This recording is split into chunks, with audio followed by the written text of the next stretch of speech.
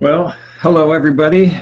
Morning if you're where I am, afternoon if you're East Coast, I guess noon and Central. We got all kinds of time zones, but really excited to be here today. A subject that I'm very passionate about and looking forward to talking about today, which is cultivating a healthier, happier firm. It's actually a healthier, happier tax season as well. I probably should make sure I brought up the right slides. I know I did.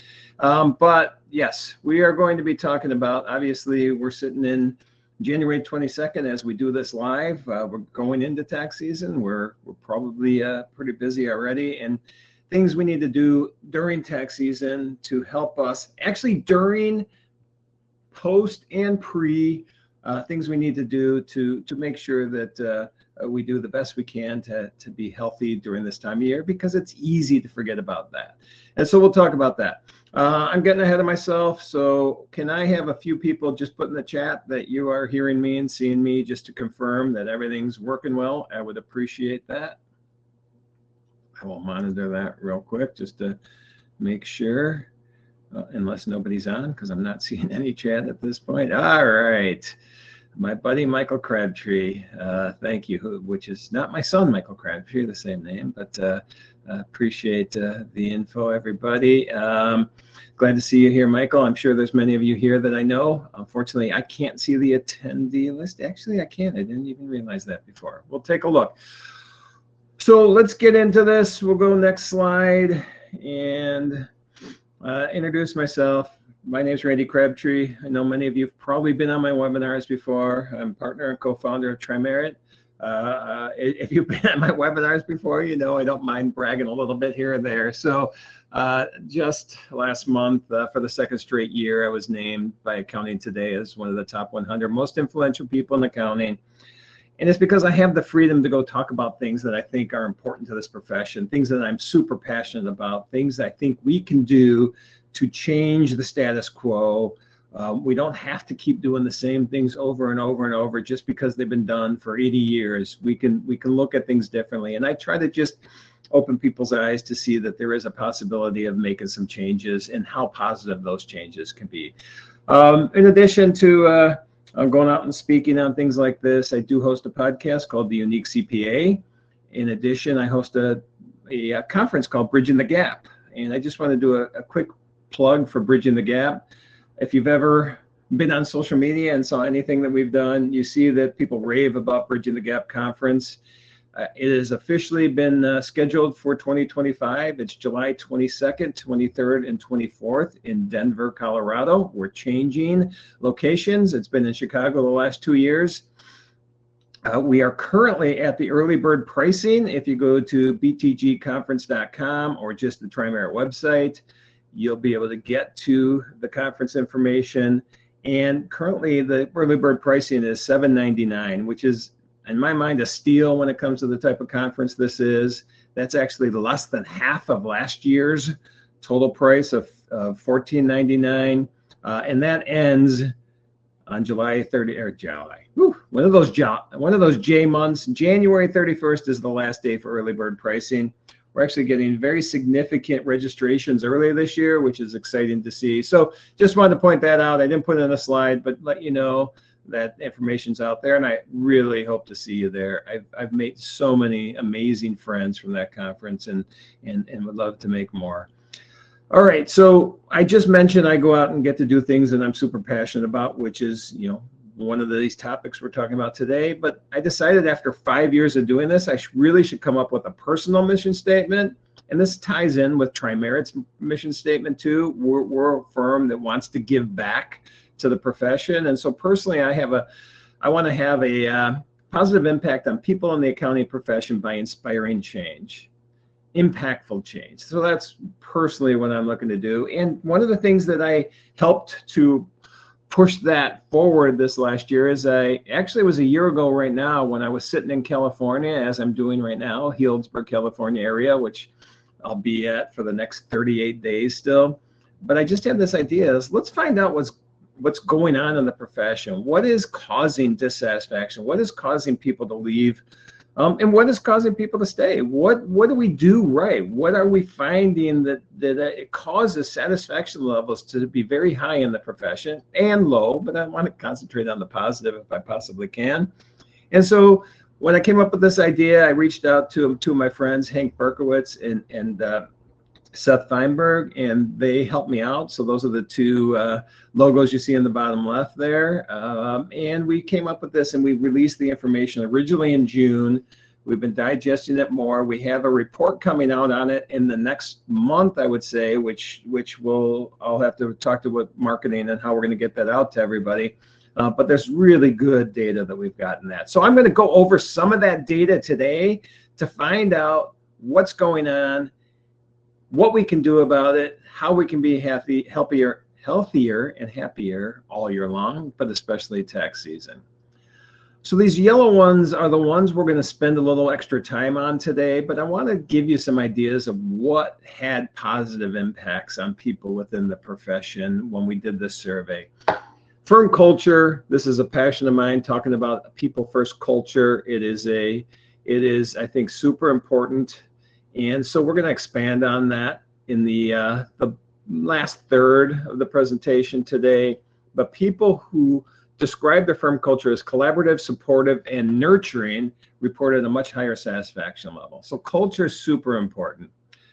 These next two are going to be really interesting because work flexibility, when people responded that they are fully flexible, they can work from home as needed or remotely as needed, they reported much higher satisfaction levels. When you put that together with the personal connection with colleagues, which is another area that I love talking about, people who felt that their supervisors, their team members knew them on a personal level.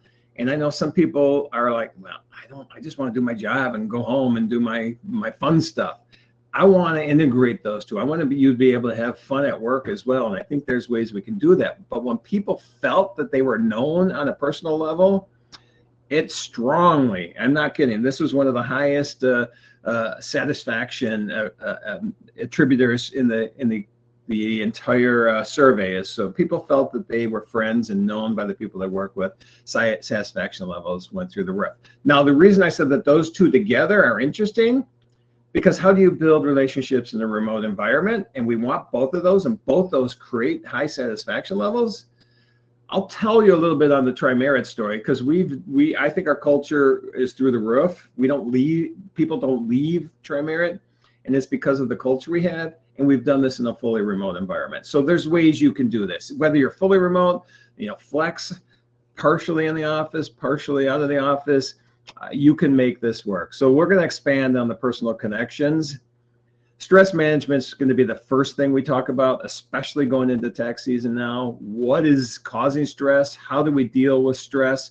Why does stress management increase satisfaction levels? And there's a key thing here. A lot of companies feel they have programs in place to support stress management, burnout, mental health. But what they haven't done is eliminated the stigma of using those resources. So when we found the resources existed by themselves, that wasn't enough. When we found there was intentionality in destigmatizing someone saying, I need help with burnout. I'm dealing with way too much stress right now. I need help with that. I feel like I'm out of control and I'm not sure if I'm mentally functioning correctly right now. If that was okay for people to share and to say, it was destigmatized, it was leaderships being vulnerable and showing that it's okay, satisfaction levels went through the roof. So that's going to be a key thing we're going to talk about, especially during tax season. These are not all the insights. There is so many insights we found in this survey, and we're going to do a second version of this survey coming up. Probably early after tax season, we will release it with our plan of sharing the data at the conference in July in Denver. So when people felt valued and respected, satisfaction levels went way up, not only from the people they work with, but from clients. And that's going to be a key thing we'll talk about a little bit too today. And people want to know they're having an impact, Not just, hey, I finished this tax return or I finished this audit. It's more, I'm doing something that makes a difference. And it can be the work, but it could also just be the values that the firm has. And when there was this alignment with firm values and the employees' personal values, satisfaction levels went through the roof. So if our values are, let's maximize revenue and profits to the partners as much as we can, I'm not sure that alignment's there. But when we say, hey, we're a firm that's going to go out and give back to the community, we've decided we're going to become a B corporation. We've decided that we're going to do work for whatever low income families for free, just some kind of giving back, that made a big difference in satisfaction levels. I think you can see I'm pretty passionate about this. This is exciting stuff. When there was professional development opportunities, satisfaction went through the roof. And again, it's not just, hey, we have, you can get on and go watch CPE all you want and we put it in place. No, they want something that is personal to them.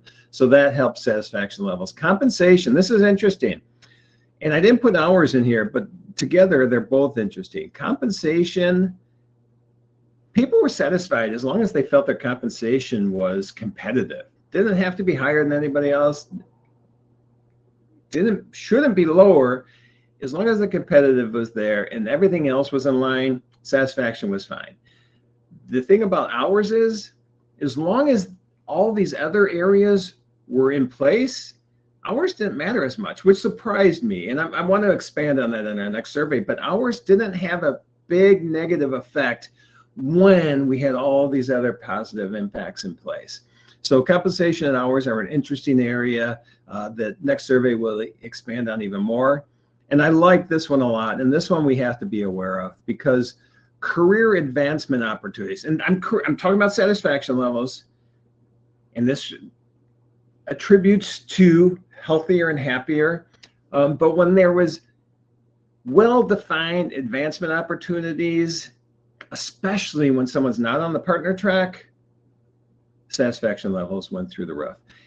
That's one thing I think we miss. I don't think we have, you all may have this, but I've seen it, I'm generalizing, but I've seen it in the past where, we don't have a clear definition of a track when you're not on the partner track. And there's various reasons you won't be. One, you don't want to be, and that's more common these days. That's another area that we should expand on in the survey, but I think we need to look at these alternative structures. Let's be an ESOP or a C Corp and not a partnership and just things like that. I think AICPA is putting a push on that, or at least they're putting information on it. I think that's an area we need to look at because not as many people want to be the partner track. So we need to have clear advancement opportunities defined for everybody, not just people on the partner track. That helps satisfaction levels a lot. All right, now let's dig into, before I do that, I just want you all to know, I didn't say this ahead of time. I'll do this while this first poll's up. First poll is up. You have to go in and respond in the polls. And I see people doing that now. What's your favorite way to unwind? Playing with the pet was in the lead, but taking a walk is now advanced. And I think you can do both at the same time. So you have to answer 3 of the 4 polls that pop up.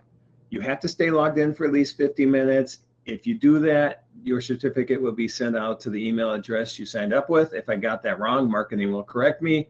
I think there's another way to get it as well, but just make sure you answer the questions and you stay logged in. If that's the case, you should be good. I am going to at least close the poll on my end. I think it'll stay open for a while.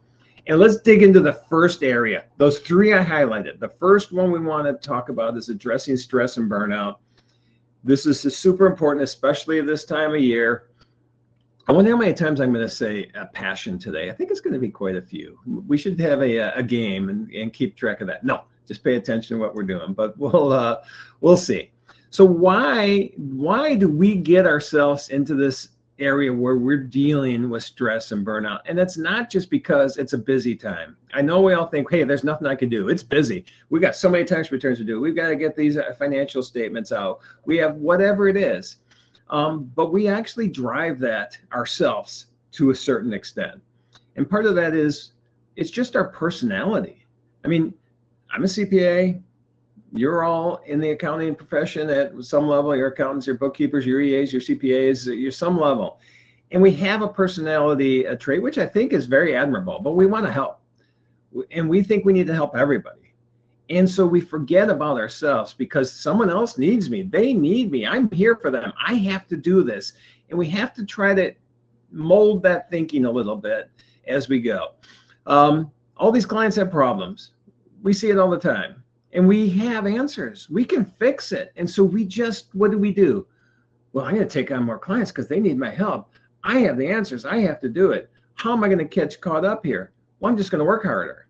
I mean, it's tax season. I just have to get through April 15th and then everything's good again. I'll tell you this, when we concentrate, when that's our mindset, we actually cause chronic stress because you just can't catch up. And when you can't catch up, and when you're doing that, you're not giving yourself time to rest. And what happens is that chronic stress, which turns into burnout, and unfortunately even more than that. And burnout now is, I think, recognized as actually a medical issue, which is pretty cool that's happening. I don't know if it's in the works or actually official. It's not cool that we're dealing with it, but it's cool it's being recognized now as something that we can, treat. And so what do? We work harder. And when we do that, we actually cause physical and chemical changes to our brain. And we just think, hey, let's just get through April 15th and we're good. And I'm not a doctor and I'm not a researcher, but what I understand is that can change. We can correct those issues that are occurring in our brain. But believe me, this is not without consequences. And so we try to work harder. We try to catch up. And one of the reasons we do that is because we just want to get work out the door. We want to help everybody. And rather than being most efficient as we possibly can, we just get the work done ourselves. Hey, I reviewed the tax return and something was wrong, and I'll just fix it because we can get that out the door and I can check that off my to-do list. And then what's going to happen is you're going to get that same mistake coming over your desk over and over and over. And those 5 seconds or whatever it is, those 5 minutes add up to all of a sudden you're in tax season. You just spent 100, you're not, I'm exaggerating, but 100 hours correcting things that you could have been more efficient by addressing at the beginning. Other things we do is we just, we set bad examples as well by coming in early, leaving late, working weekends, sitting at our desk, eating lunch. Even if we're not productive, we're setting bad examples, and then we're causing other people to get into the same cycle. Oh, and this is the worst. This is to me, when we set expectations that you have to be online 24 hours a day by sending text and Teams message, Slacks, Discord, whatever you use for communication, emails, all hours of the day. You have just told everybody that you sent that email to, whether it's somebody you work with or even a client. If it's someone you work with, you're telling them you have to be available all day long. Whether that was your intention or not, you just did it. You've created the stress level on other people by doing that when your goal was only to get that off your plate. So you need to start scheduling those. You need to ask Siri nicely to remind you in the morning to send an email or send a message, or you can schedule emails. I think you can even schedule Teams messages now. And so those are things that we need to work on. And let's define burnout, because when we let this chronic stress go, this is an area, and if you've seen my burnout presentations, this is just a small version of it, but I just wanted to explain burnout because we think it's just us being tired and we'll get over it after April 15th. But if you personally or anybody you know is dealing with something that looks like this, you need to address it, because you can actually be more efficient by putting in less hours or taking more breaks. And so burnout is actually, you're starting to feel tired, you're exhausted. I mean, that's tax season, right? That's our mindset. We have to be tired. We have to be exhausted. It's just what we do. We have to be here at 1 a.m. I hope not, but I know there's people that do that. And because of that, you start to get cynical about what you're doing. You start to get negative feelings about what you're doing, even distance yourself. Hey, this is my last tax season. Oh, I can't deal with that kind of client anymore. I can't, this is the last time I'm going to do this. You just start to get this negative feeling. And then what happens is you become less efficient. And that's what I was talking about earlier. We just put in more time because we're less efficient. And what happens is our productivity just drops. I mean, there's studies that show this. We are so much less productive if we try to put in these long hours, and we can be more productive and keep our energy if we just do a few different things. And then because of this, we go back to a couple slides before. What do? We put in more hours. And that's a snowball effect, because that chronic stress is just building, and that snowball is growing as we go down this hill, and then we get to a breaking point, and that's what I want to avoid. So that's just a quick definition of burnout. Now let's get to what we found in the study. So in that survey, I told you that people are not feeling comfortable, they're not feeling like asking for help has been destigmatized, and so we need to do that. And what we found in this survey, and this is such a negative impact on satisfaction, on healthiness, on happiness, is that people were not comfortable asking for help in these areas. And this boggles my mind. 68% of people did not feel comfortable asking for help if they were dealing with a long-term illness or a disability. I don't even see how that's even possible. Somebody has a long-term illness and they're afraid to talk to the people that they work for and explain that they need help because of that, because they're going to think it's a sign of weakness. I can't get my work done. They're not going to look at me. I'm not going to be on the partner track anymore. I'm going to get fired, whatever. We have to destigmatize asking for help, because we all deal with something. I don't care at what level, we all have dealt with something. 79% of people did not feel comfortable asking for help with stress management. I'm overworked. I got too many clients. I'm putting in these extra hours. I'm getting the snowball effect of burnout, and we won't ask for help because this is my theory. It's a sign of weakness, and nobody wants to show a sign of weakness because we can't do that. We have to show that, oh, I love tax season. Everything's great. I know April 15th, I'll just have, it's all, sunshine and puppies and flowers and everything's great. And so we just don't want to admit we're dealing with stress because we feel it's a sign of weakness. Mental health. This one's a little different because a lot of times people just don't know for sure what's going on. And this is probably stigmatized more than anything else. I mean, you've heard people say things like, oh, look at that guy, he's crazy. I mean, that can be a little offensive because, crazy is an offensive word to me, but somebody's dealing with something. And 81% of us who are dealing with something, I dealt with something. If you've ever heard my stories before, we are 2 weeks away from my 11-year anniversary of my stroke, and I dealt with depression, like panic attacks and PTSD after that. That's mental health. I'm a mental illness survivor, and I wasn't afraid to ask for help.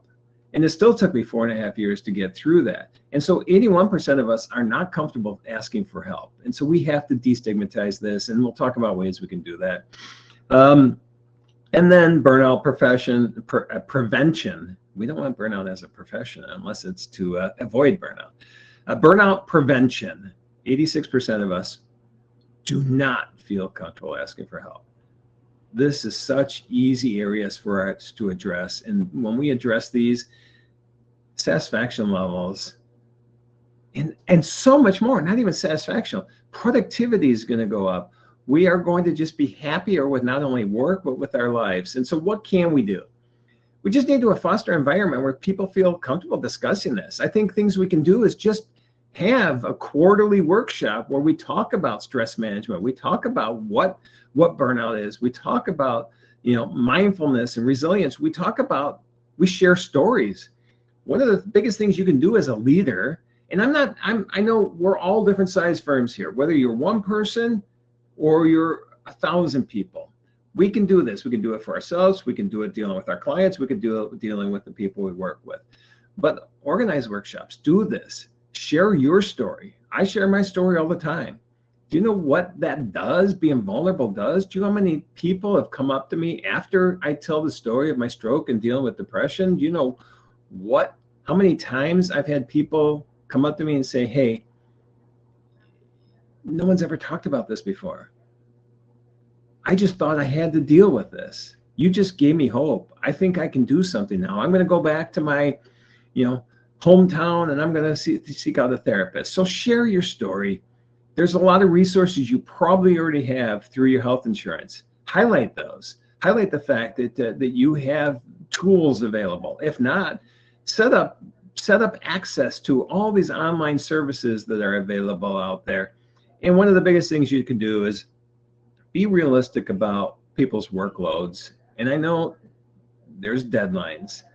And I think I'm going to get on my soapbox for a second. This is my personal opinion. I think even though we have hard deadlines, they're also not hard deadlines. If we're smart about what we're doing, especially in tax season, March 15th, April 15th mean nothing. They mean nothing. We have this mindset, I don't want to deal with taxes after those dates. And that's where we get ourselves in trouble. But if we are advising, if we are in that role, and we all, I sure are, and we all should be, I know all the answers even before the end of the year for the most part, or at least early in January. I know the answers for all my clients. I know if they're going to owe tax, they're going to get tax back.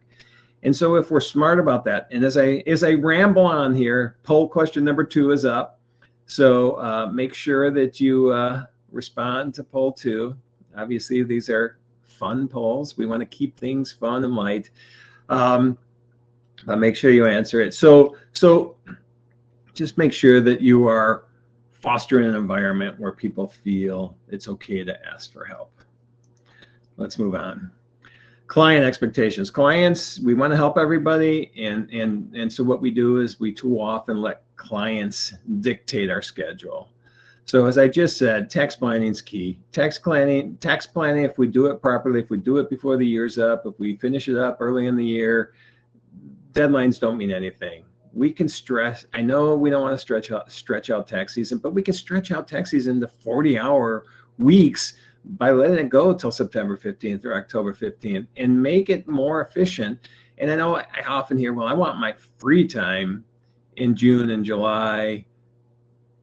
I'm guessing you don't take it. I'm guessing if at the best, maybe you work a 35-hour day a week. I'm guessing you don't even get to that level. So just realize that when we go into this. So don't let clients dictate what you do, what your timing is. Set schedules. I know so many progressive firms that I deal with that tell clients the deadline for them. You know, some clients have a February 15th deadline. If they don't have anything in by then, well, it's an automatic extension. Some client, and you stagger that. You can stagger that. You can set somebody's deadline for May 15th, especially if you've done planning. So work on scheduling client by client deadlines and getting them used to your processes, not you getting used to their processes. And you can do this. If you're bringing on a new client too, be careful with this, because if there's one red flag and you've seen it before, that's not going to be the only one. And so make sure that you really, really have these discovery calls and these intake calls or intake procedures in place, that you find those C and D clients before you even start working with them. And again, just set those boundaries. So these are things we can do all year long, but it's so important during tax season. We just want to get everything done. So we forget about, this is actually should be an automate, delegate, outsource, or eliminate slide. I'm going to skip those last two. I may talk about them later.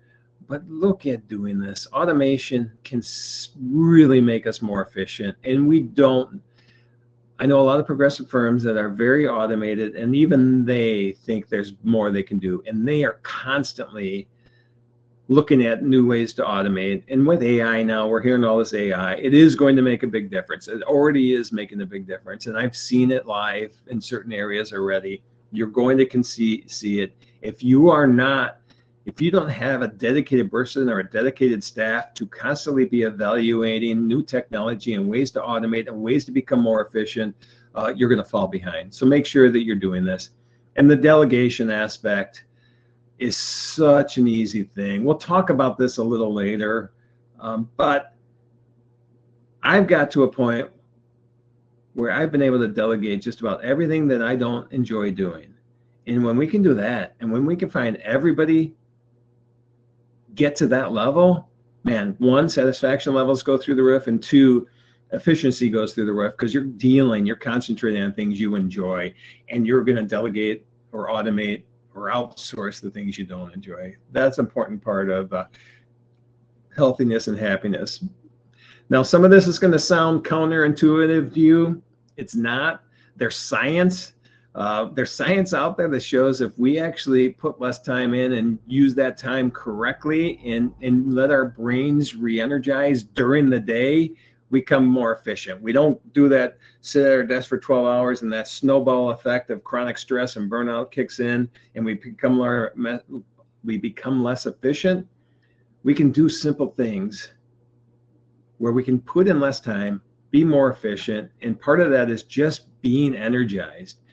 And so go for walks during working hours. Don't feel you have to be chained to your desk nonstop during tax season. Take 15 minutes out a couple times a day and go for a walk or meditate or do some deep breathing exercises. Practice. And when I'm talking about all this stuff, I know we can't implement everything all at once. I know we can't do everything, and I don't want you to get overwhelmed. What I want you to think is, hey, there's one or two things I can start to put into practice in my daily life right now. And if you do one of those two, you'll start to see a benefit. And once you do that, maybe you implement something else. And there's a lot of things we're going to talk about yet. But eating healthy, you know how easy it is for us to just grab whatever during tax season because we're so busy, or maybe somebody's door dashing and you're getting a burger and fries. Well, if that's the case, one day a week, skip the fries. Make us incremental change, but practice healthy eating. Healthy eating energizes you. It gives you more energy. Self-care and exercises. I exercise, well, right now, probably every day of the week. Because we're out hiking and I do other workouts too. But do you know how much energy that gives me? I was out in Sedona, I wasn't Sedona last week, but I was also in Scottsdale. And in Scottsdale, I did a presentation. And about 2 hours before the presentation, I just decided to go do a high intensity interval training workout. And I do this a lot before presentations. I did it today, and I'll tell you why probably in a minute. But that energy levels just go through the roof and your passion gets up there and you really, really just feel like you're in the zone. And so do that. Eliminate job stressors. That could be a client. You don't have to keep everybody. You don't have to help everybody. That can be somebody you work with, which is fine. You don't have to love everybody you work with, although I do. You can just, not have the interaction, or you can address it. If somebody is just very difficult to deal with, just let them know. Let them know that there's something that you just don't appreciate, and ask them if there's something that you can change. Put it on them to see if there's solutions to make this more efficient for you or more usable. Give yourself a break during tax season. Not only these walks, but this is based on and I got 27 minutes. We're pretty good right now. This is based on somebody I know. Courtney Durandi, she's done this. She's used the Michael Hyatt, I think it's Full Focus or Free to Focus. There's a book and there's a system. And she started doing this a handful of years ago where she tried to take back her time. And I may get that, I should probably, I'm going to say some numbers. I think they're fairly accurate because I've talked to her about this before, but it's been a little while. But what she decided to do is like her schedule was scatterbrained. It was everywhere. She was reactive instead of being proactive with her schedule. And so she came up with a system based on the Michael Hyatt system that she's going to block out time where she cannot be disturbed. It is just that full focus time where she's just going to spend it. It's those high end, tax returns that needs all the brain power you have. And so you just turn off email, you turn off your phone, you lock your door, you have a sign up, focus session happening, do not disturb. And maybe it's a 3-hour session. When you do that and you have a to-do list that is not through the roof, your to-do list is managed by putting the 3 most important things for the day on that to-do list and forgetting about the rest. And then the next day you could do the same thing, and the next day, and you can have a weekly and a monthly to-do list, but each day you just have specific things that you're going to do in that focus time. And so to cut to the chase, this is what happened with her. I think what she told me is they were working 65 hours a week during tax season before she started doing this. After she implemented this for herself, she just saw her hours coming down. Then she implemented this for the entire firm. And the last time I talked to her, I think their goal was 45 hours a week during tax season per employee. And I think they were somewhere between 45 and 50, going from 65 to 45 to 50. And you're thinking, well, okay, well, they're just not getting as much work done. No, they got more work out the door by being more efficient using their time, by keeping their energy levels high, with managing when they get back to people, which is not their focus time.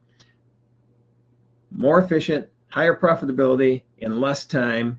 This is where we probably need to talk about billable hours, but that's something that for another presentation, because I think we're backwards with the billable hour. Hey, we work less on it, so we're going to bill less. No, make sure you're still billing that level. Make sure you're value billing for these projects, a fixed fee, figure something out. But they got more work out the door, averaging close to 45 hours a week than they did when they were doing 65 hours a week by making incremental changes. This didn't happen in 1 year. Like I said, this was a 3 or 4 or 5 year process that they've been through.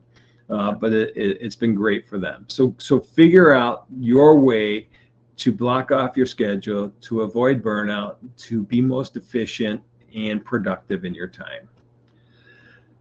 You may have heard me say this before, but I want to reiterate, because it takes 10 times, and I made that number up, hearing something before you think, okay, yeah, maybe I should do that. And this is from another friend of mine, Brian Cush. But Brian has talked to me about this before. He and I did it on a webinar, but learn how to disconnect.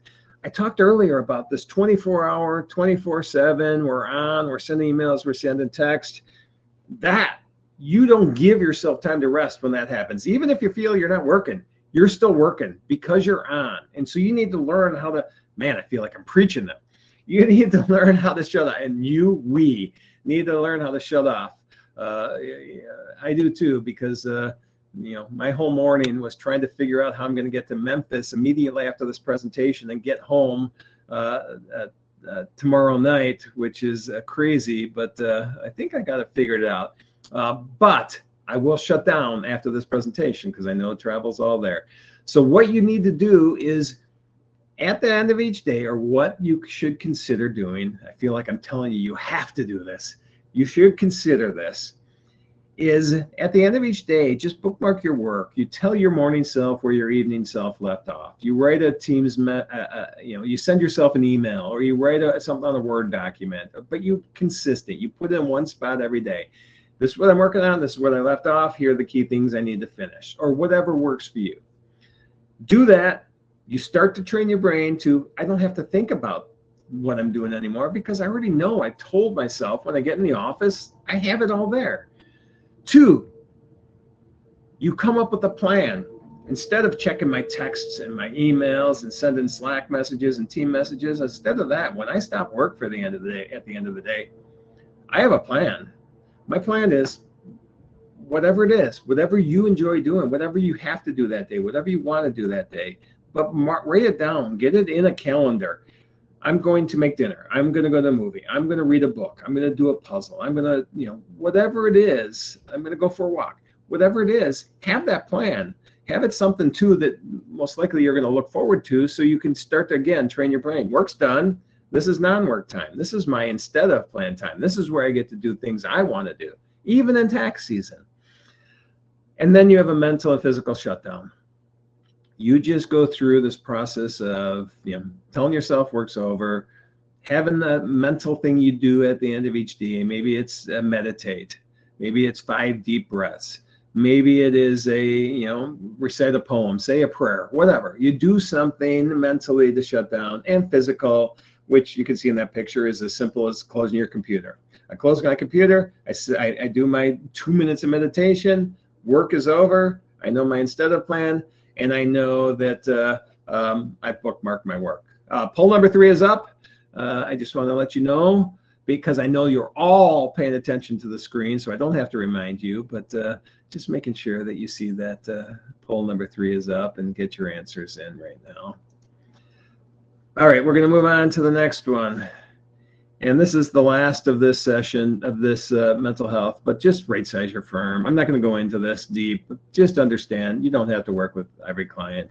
And I'm guessing a lot of you do this, but make sure you look at every moment of the year is which clients should we eliminate, which ones just don't fit into our niche, which ones don't fit into our personality, which ones are harming our employees by being, overly tough on them.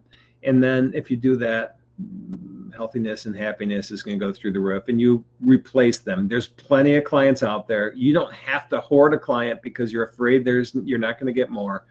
This is a market where you can go out and choose your clients for the most part. So do that and look at that. All right, let's talk about culture, because we heard at the beginning, culture really, a positive culture really increases satisfaction levels within the firm. And when we have satisfaction levels go up, we have a happier, healthier firm. So culture can be defined by anything. You can see this definition here. It's kind of a boring definition because you could throw anything into that definition. But I want to define a culture that is positive, that is people first, that is concentrating on wellness and employees being respected and included in something and feeling like they are being heard. When we do that, the clients are serviced. When we put our people first, our clients are going to be serviced even better, and we're going to have a happier employee base. And so for me, it's hard to define culture, but at least I can define how I want to see a culture. And weak cultures rely on rules, while strong cultures rely on relationships. This is a one sentence, at least in my mind, definition of what I want to see in a culture, because relationships are the key. And relationships with the people you work with, to me, are the most important. But when those relationships are there, the relationships with your clients get solidified, because we have happier people. We have more satisfied people we're working with. So weak cultures rely on rules. And I just want to point that out. It's easy for us to rely on rules. We're a rules-based profession. Everything is based on a rule.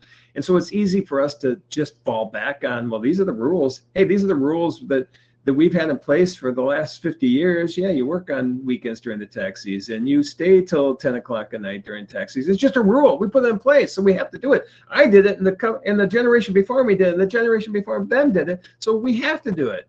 That's not.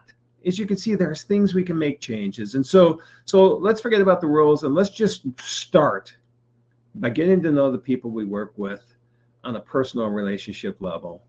When you do that, and that's what we've done at Trimere, and I can attest to the fact that has been super meaningful, and it has helped us grow tremendously. Just that one sentence alone has done it. I put together a culture code. I'm not going to read this today. I think this is one thing I really want everybody to consider doing, is putting together a code. And for my code, and this is just something I put together 2 years ago. It is not a static thing. I want this to change. I want to be able to make changes to this when it makes sense. But for me, it's kind of the promise to the people we work with. And so when you get a chance, go through that. But really highly consider, if it's one sentence, just try to consider putting a code together for your firm. And you can see, our purpose is to create a welcoming environment where individuals feel valued, supported, and free to express their ideas as they join our team of friends. I'm just going through that first sentence, but that's part of it. And then I'll read the last sentence. Our commitment lies in fostering an environment where people can flourish, follow their dreams, whether they lie within our company or extend beyond it. Don't be afraid if people leave. But when you have a culture in place where people feel valued, they don't leave. We've got 75 people in our organization, approximately. In almost 18 years of business now, we've had 9 people leave. I mean, that's, I think, an amazing attest to the fact that creating a culture where you put people first is important. Now, you could think, okay, well, yeah, sure, people don't leave because they have a cushy job and you don't push them to do their work. That's not it at all. Our productivity has been through the roof. The profitability has been great. We take hits here and there, but overall profitability has been great. And just another attest to that, what has that meant to us? Trimere for the last 3 years has been named one of the 5,000 fastest growing privately held companies in the US by Inc. magazine. That's 3 years in a row. We're talking 22, 23, 24. Growth has been there, partly And actually a big part because we put people first and people don't leave. So we don't have all this downtime where we're trying to train new people. Now we've added a lot of new people during that time, during that growth time, obviously. But when we've added it, you would think with those growth levels, you'd make mistakes occasionally. We haven't. And so I just want to stress that people first culture is important. If you're a leader in your organization, and believe me, all of us are at some level, you have to have, or you should strive to have some key qualities. Intentionality is one of the biggest things you can have as a leader, intentionally cultivating culture. And I call this cultivating culture as a presentation because, or cultivating a healthier, happy for tax season, because it can just happen, but it can't flourish without cultivation, without leadership being part of it. So we need intentionality around at least starting that people first culture or seeing it evolve and helping it thrive. As a leader, you need to be vulnerable. I already talked about that before. Intentionality, vulnerability. I try to keep these all on the same level, but man, vulnerability to me is so important, because if we can show people that we're not perfect, because we all want to be perfect, and none of us are, I'll guarantee you none of us are perfect. I don't think anybody would argue with me on that. But when we show people it's okay to say, hey, I don't understand how to do this, or I'm struggling with this, or my workload is too great, and I'm feeling stressed out. When we show that vulnerability first, we tell other people it's okay to be vulnerable. So intentionality, vulnerability, understanding what someone's going through. That doesn't necessarily mean come up with a solution. Sometimes people just need you to listen, but understand, have compassion for what's going on. That's important. And then being transparent as a person, but transparent as an organization as well. This is something we do. We share numbers. We share what's going on in the organization. We share when we hit bumps, and people rally around that. We share what the goals are. And it's not just financial goals. When we talk about goals, we're talking about having unique, positive impacts on clients. And that's how we measure what we're doing, rather than, hey, we want to have $20 million in revenue. Now, that is a number that comes up, but that's more based on the positive impacts that we have. And so if we look at it that way, rather than just people will rally around, I think having positive impacts on clients, they feel good about that, rather than, hey, we want X dollars in revenue this year. That just is harder for someone to rally around. And why is this supportive culture important? Well, employees' well-being. I already mentioned retention and engagement, employee satisfaction levels, and when that happens, performance goes up and clients are satisfied. That is not just retention and engagement, that's attraction. People talk about the culture that we deal with, and we actually get a significant portion of new hires from people that other people already know. We have brothers and sisters working here. We have college roommates, mother, daughter, best friends from high school. We have husband and wives. We have all these things, all these relationships, which helps build relationships in the firm because they're already there. And I think relationships in the firm are the most important thing. When we show that that's important, we don't have a problem attracting people as well. And then just steps. I'm not going to spend a lot of time on this, other than the fact I want to talk about promoting inclusivity and diversity and focusing on strengths. And we'll expand on that in a second. But inclusivity and diversity is so important. And it's not just the DEI that you're thinking that I'm talking about, but it's the diversity of ideas and thoughts and backgrounds and religion and passions, and all this different diversity within a firm helps a firm flourish. If everybody was me, we'd have a lot of fun. It'd be hard to do much because we need all these different diverse skill sets and ideas, and we want people to share these ideas and share. We make sure people feel open to say, hey, why don't we do this differently this way? Or what about this service line? Or can't we do it here and we can be more efficient? And when we have this open environment, that happens. That creates satisfaction levels. That creates happiness where people feel, hey, yeah, I can share my ideas. I don't have to be afraid to do that. That's important. And focusing on strengths. I think I might have a slide coming up in a second. I do. I'm not a fan at all of the, having a review and all you do is concentrate on here's where you're having weaknesses. Here's where you need to strengthen to become, the best you can at our organization. No, there's things that people are doing great already.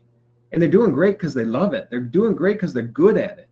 And so why not just concentrate on that? If there's an area where somebody doesn't have strengths, sure, there's things people want to improve. Maybe they want to be better at just their communication levels. Fine, give them tools to strengthen it. But if they're on a technical level, crushing in a certain area and they're loving doing it, why not just let them live in that area?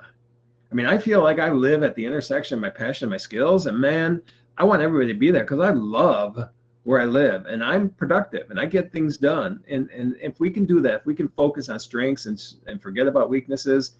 And as you know, poll number 4, because I know because you're looking at the screen and not trying to do a tax return. The poll number 4 is up. So please answer that poll. And now those are, I think we've gone through 4 at this point. So make sure you answer this one to get your credit. And I'm going to keep moving on. We've got 9 minutes. I'm going to try to end slightly early so I can get to the airport on time. But let's go to people are important. We're a big proponent of hiring the right person. And as a bigger organization, you can do this. Smaller organization, I think you can do it too, but not necessarily even what the role is. Get the right person and let them find their role. And this is that thing I told you about. This is from my friend Sean Duncan, and man, do I love this exercise here. If there's one thing, there's probably, I've said this a couple times, but I would love everybody to try to do this. And if you're a bigger organization, you're not going to get the people in your organization to do this unless you as a leader do this first. But it's a simple exercise. You go through, and man, I'm getting excited already. Let's go through the exercise first. Excel spreadsheet. Column on the left, all the tasks that you do, however small or mundane or big, list them all. And you're not going to do this overnight. This may take you some time, but list all your tasks. Look at my email, that's a task.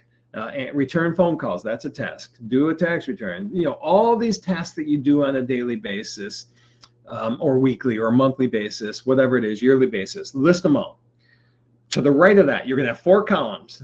The first 2 go together, the second 2 that go together. You're going to have a column that says love it and hate it. And then the next 2 are you're going to be good at and bad at. And what you're going to go do is you're going to go through all those tasks and you're going to check love it or hate it. There's no in between. You can't put a check in the middle. You have to decide if there's any question that you hate it, you do. If there's any question that you love it, then you hate it. I mean, you got to be really, I love this. It's not I like this. It's I love this. And you got to be really, I'm good at this. Not, I think I can do this. I'm good at this, or I'm not, I'm bad at it. So check those. And then what do you have? And we'll start with the positive at this point. You have a list of all the things you love doing and all the things you're good at. I think that's an area that you're passionate about. You enjoy it. You love this area of things you're doing. What's that list mean then? Well, that's an area you got to figure out how you live in that area. You got to figure that out. And it won't be overnight, but you can slowly try to make changes that this is what you want to be. You want to live in, I love doing 1040s and I'm good at it. Okay, that's where you want to live. That's your area. Try to spend your time there. Then you're going to have a list of, I hate it and I'm bad at it. Now, there's going to be some you love and you're bad at. There's going to be some you're good at, but you hate. Let's just concentrate on these 2 distinct areas. I'm bad at it and I hate it. Well, why are you spending any time there? For me, one of those was email. I don't look at my email anymore. Someone else, someone, my assistant, who is awesome, looks at my email. I outsourced that. I delegated that, technically, I guess. And so when you look at that hate it and bad at it, what do you do with that list? That list is a list that you have to decide, how am I going to handle this part of my job? Because there's no reason for me to spend time here because 1, I'm not good at it, and 2, I don't enjoy it. And so you got 4 options as I see it. Someone may tell me there's more. You can automate it. Don't be afraid of automation. You can delegate it. That's what I've done with a lot. You can outsource it, or you can eliminate it. If it doesn't meet one of those first 3, figure out how to eliminate it. You do that, and if you do that as a leader, and you show your vulnerability shows through, and you can show people, hey, I'm bad at this. I'm not afraid to admit it. The people you work with, the people that work for you, are not going to want to do this until you do it as a leader first. And I'm assuming you're all leaders because you are at some level for sure. And so you do that, and you can get people aligned with their love it and good at it. I'll guarantee you there's people in your organization, assuming you're of some size, there's people in your organization that are love and are good at the things you hate or are bad at. Why not find that out and integrate that into each person's job? And then people can get to that level where they're living their passion. They're living at that intersection of their passions and their skills. That right there becomes a more efficient organization by doing that. Don't be afraid to realign roles based on people's skills, passions, and loves, and you'll be a well-oiled machine. So I can't stress enough, people are not going to want to do this, especially if you don't feel like you're a leader. Do it for yourself first. Let people know, hey, this is something we can do. Man, this is when people do this, they find that role, they concentrate on their strengths. Right there, that alone is going to reduce the company's hours during tax season. And then in 4 minutes we have left, I'm just going to go through this. Personal connections is amazing. If you've ever heard me talk before, you know I'm a huge fan of John Garrett. In John's book, What's Your And? John's book talks about you are not your job title. That is what you do. That is part of you, but does not define you. What defines you is your and, which is your outside of work passions. And so make sure you have tools in place to allow people to be their true selves at work. And when that happens, people actually develop friendships at work, relationships start building based on these shared passions. And when people have 3 close friends at work, they're more satisfied with their lives. And if they're more satisfied with their lives, they're going to be more satisfied with what they're doing at work. So allow people to be themselves at work. And then there's a real simple 40-second rule. All you have to do is spend 40, and I shouldn't say all, but all it takes is 40 seconds a day to have true conversation with somebody for them to feel valued. So instead of a, hey, did you get that work done? It's a, hey, how was your weekend? Heard you went out to dinner. How was that? Just have an interaction with somebody rather than all business all the time. Here's some tools that I said in a remote environment, you can do this. Here's some tools that we've done. I can expand on these. We're running out of time. So just look at these. You're all going to have copies of this slide deck. Some of the key things here are just allow people to share who they are on a call. I personally, when we ever have a new hire, I get on a call with them and just talk to them on a friend level, not a business level. I'll share my passions, and if they want to, they can share theirs. Some other things we can do, but in a remote environment, and you're all, I'm sure, partially remote at a minimum, it's still important to get together. So we as an organization get together twice a year in company retreats, and then we do regional meetups as well. And so that's important. Those cost money, but the fact that we build relationships and nobody leaves, it's a lot cheaper than replacing a person for us. All right, with that being said, I have 2 minutes to spare. Hopefully you've got some ideas on things you can do. Pick one and start with that. Pick 2, make a change, have focus time, take a walk. Even though you think you're going to be less efficient if you go take a walk during tax season, your brain needs to have downtime.